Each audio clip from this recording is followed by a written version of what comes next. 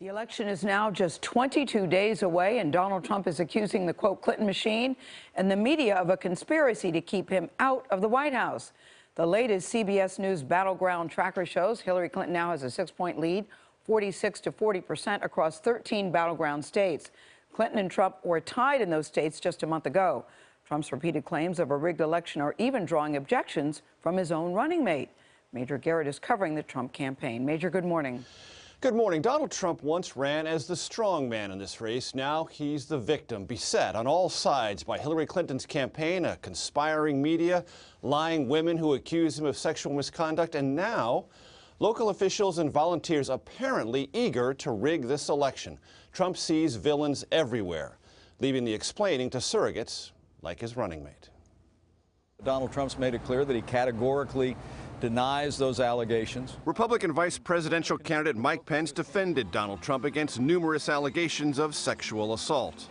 People see an overwhelming bias in the national media. Campaigning in Maine over the weekend, Trump said women who have come forward with different backgrounds but similar stories made it all up. Lies, lies.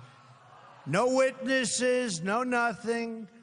All big lies. To Trump, it's not a question of his character, but an indictment of media recklessness, which he laid out in a Twitter onslaught this weekend.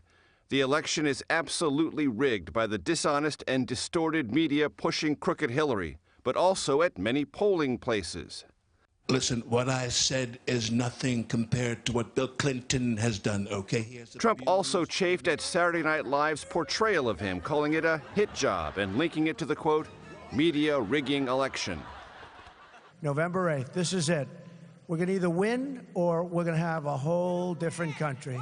Pence declined to stand by Trump's allegations that the election is already tarnished. Look, we'll respect the outcome of this election, John. I don't think any American should ever attempt to make any other American nervous in the exercise of their franchise to vote. If phantom claims of election tampering were not enough, Trump introduced another specter, Clinton on some sort of drug therapy.